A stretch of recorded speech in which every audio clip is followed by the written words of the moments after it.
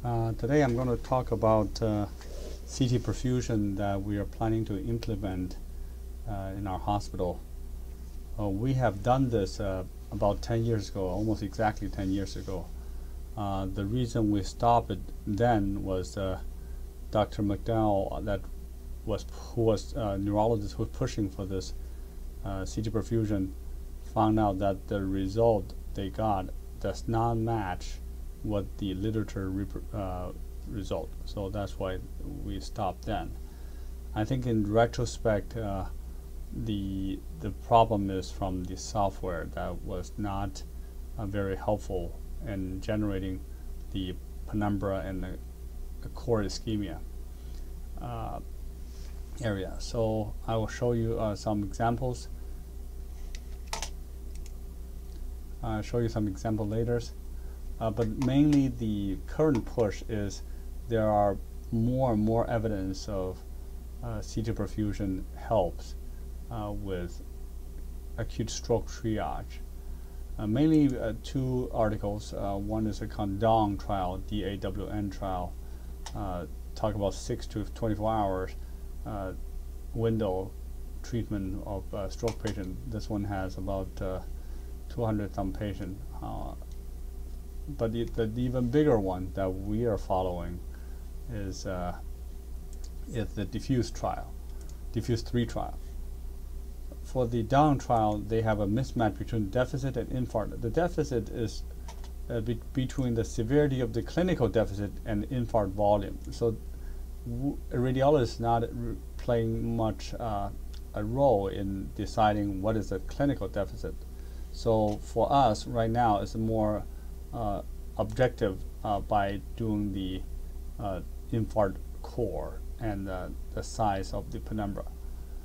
So this one is the DIFFUSE 3 trial inclusion criteria and exclusion criteria. They have their clinical enrollment inclusion criteria, exclusion criteria, but we are, as a radiologist, we are following the neuroimaging inclusion criteria. Basically, we care about big pipe clot that causing relative small cord stroke, that we have a large penumbra to salvage. So basically, we have to say the clot is an ICA or M1 branch, and then we have to make sure the ischemic core is less than 70 milliliter, defined by the rapid software, the CBF, less than less than 70% of the rest of the brain. So basically, that is the key difference between the current software, which is rapid software, versus our previous vitrea software. The previous vitrea software just generate a number. I will show you later. That's how much CVV decreased. It's not. There's no clear-cut line. So basically, by windowing it, you could make things look worse or better. Very subjective. It's not very objective. So right now we have a good ischemic core volume indicator.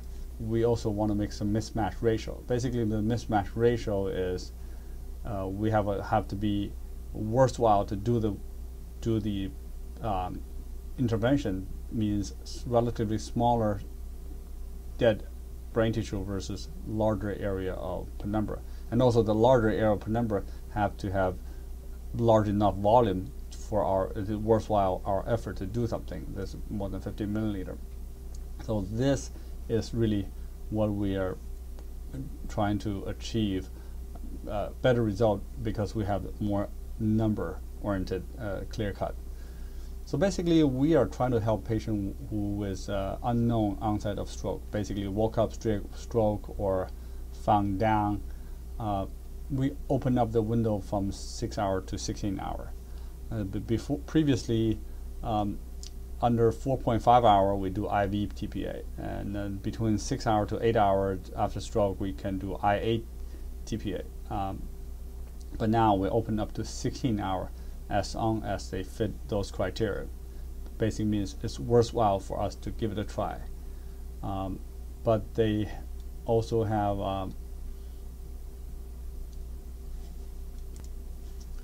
some exclusion criteria. Exclusion means the aspect score less than 6.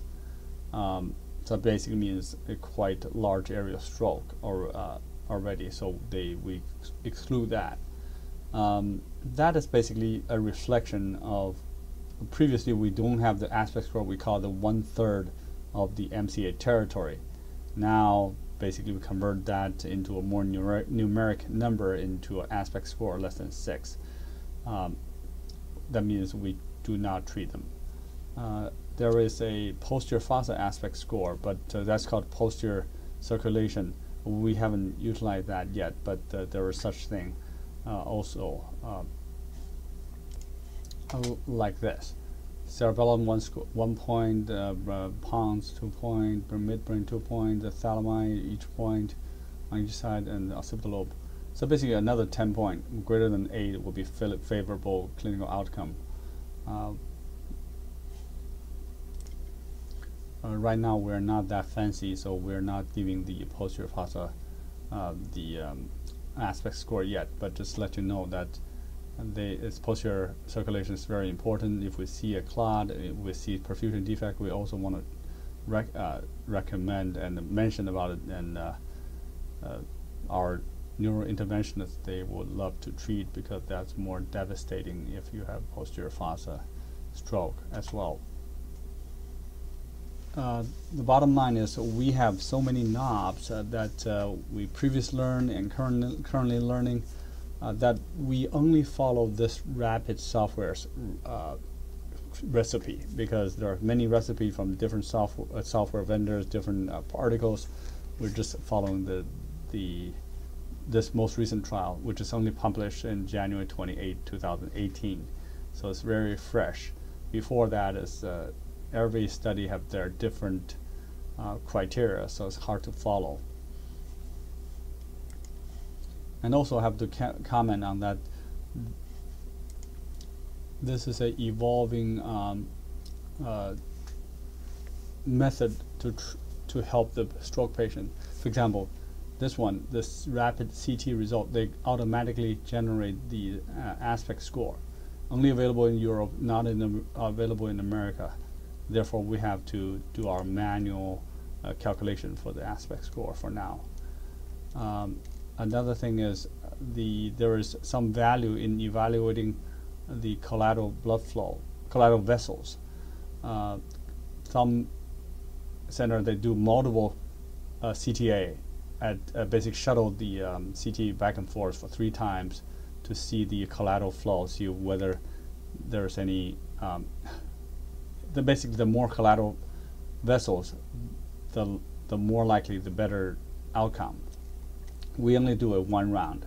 So basically, if we see a CTA with that, the left side is a symptomatic side, then you see there's a lot of vessels, then probably this patient have a longer time to sustain this injury, because of the collateral blood flow give you more time to do something, versus the other one is doesn't have much flow on the CTA, so the result will not be as good. But even though those information are not part of the trial, DIFFUSE 3 trial, so the length of the clot is also matters. Greater than 5 millimeter also means that's big enough that IV TPA would not be enough to lysis.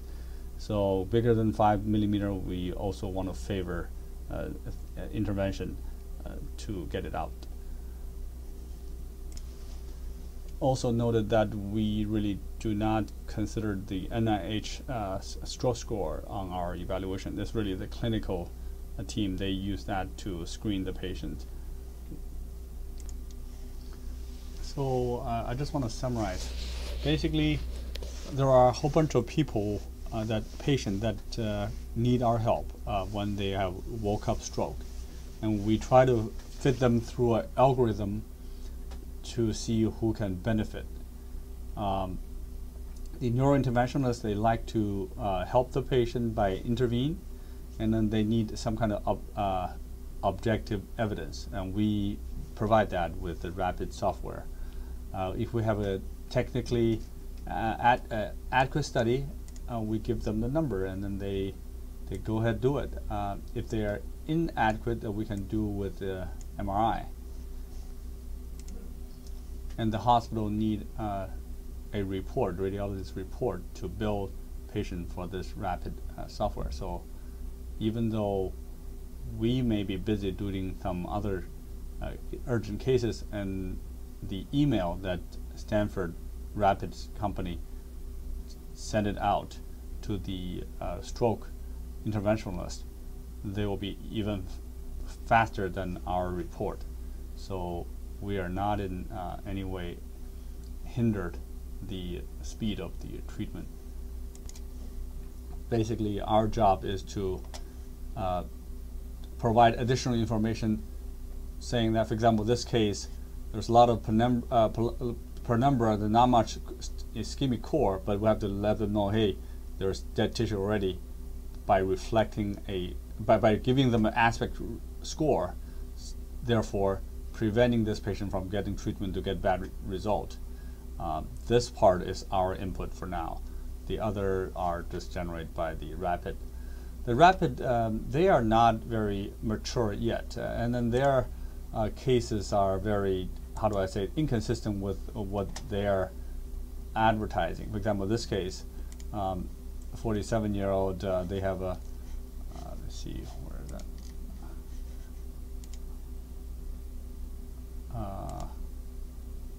This one is a stroke score, give me a second, the previous one. This one is, the aspect score was 5. They still did some kind of intervention and then showed that's good result. But in reality, our articles say we cannot do anybody with aspect score less than 6. Therefore, there is no one recipe is 100% correct. But so far, this is the largest trial, DIFFUSE 3 trial. So we followed their recipe to the dot. That's the best we can do, because this is the largest New England Journal of Medicine, most recent article. That's why we are following this. Overall, there's a push to do the CT perfusion, but there's no strict criteria on what recipe to follow for the past 10 years. Now finally we're getting somewhere, so that's why we're doing this. Also, even the physics are different. The same, but the teacher are supposed to be authoritative teacher about the CT perfusion. For example, this one by Radiographic in 2008. They are saying the mismatch is represented by the difference between CBV and CBF. CBF and MTT are equivalent. They are saying that CBF, MTT are bigger and CBV are smaller, and therefore the difference is mismatch. We've been following that dogma 10 years ago. It didn't really work well because of the software issue. Now, in Rapid, they are using CBF for the ischemic core, and use time to peak, TTP, which is also Tmax, as a penumbra. Therefore, there is internally inconsistent physics, but we have to believe on whoever published and FDA approved. The other one is this one is more physically correct, but doesn't work in reality. What we're using is work in reality, but does not have physical explanation. Finally, I'm just showing you one case that was 10 years ago. For example, this patient, the history is 86-year-old with history of previous CVA, posterior circulation CVA, present with woke up, right side weakness, was unable to speak and not have facial droop. Patient lived with a daughter and caretaker, and they woke the patient up and they realized that there's patient's not talking, face looks crooked, they brought the patient to the emergency room. This is the CT of the head. You can see the previous stroke in the posterior circulation. Currently, there's chronic ischemia in the watershed region. There was maybe some early sign of loss of great white matter distinction in the MCA territory, and then loss of insular ribbon and the posterior and the basic ganglia. You can see a hyperdense MCA sign, pretty long clot. Hard to evaluate the ICA terminus. CT perfusion. The result is pretty good. There's not much motion. We scan about 60 seconds. Make sure that from 5 seconds to 20 seconds is the most important one. If we have motion between 5 to 20 seconds, then we have to abort. This is not a diagnostic study, but this one worked pretty well. This was the CT perfusion 10 years ago. You can see there is a large area of mean transit time, basically RT max equivalent, longer prolonged time of blood to go through that area. Basically means congestion, whatever causing the I-5 traffic back up, that the congestion. But we didn't really have anything in the CBV to say that some areas dead or not. You can see that previously we just measure a number compared to the contralateral side. Hopefully that would there'll be significant difference to call them apart. It's very subjective, and only we scan 4 slides.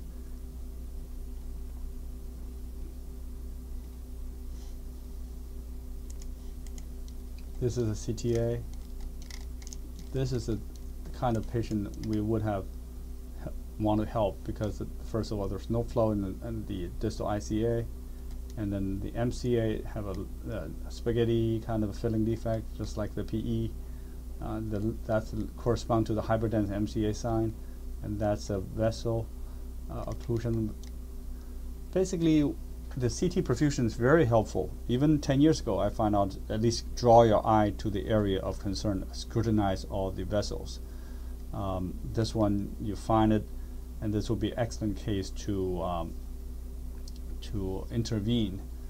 But this case was not intervened because we didn't have this subjective data to support intervention. So that is why we're doing this CT perfusion again 10 years later, hopefully helping a patient like this. And this patient probably died right after this because of its DNR is quite old. So we want to avoid this. For this patient, I will give an aspect score of 6, maybe a little bit 1 point off from the head-caudate nucleus. That take 1 point off. Putamen, that take another point off. Insular ribbon, a 3rd point off. Temporal lobe, the 4th point off, and that's it. All those chronic previous watershed infarct, they should not count. So still within 6, that within our selection criteria. I really hope that this thing will work out well for the patient. Patient want this. Neurointerventionalists, they like to intervene to help the patient out.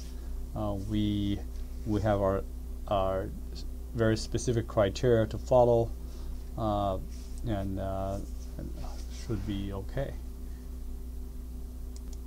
So I again emphasize, follow the recipe from the DIFFUSE 3 trial, not the CT perfusion rapid training tutorial, because they are very iffy. They are not very strict, because I asked questions during my training.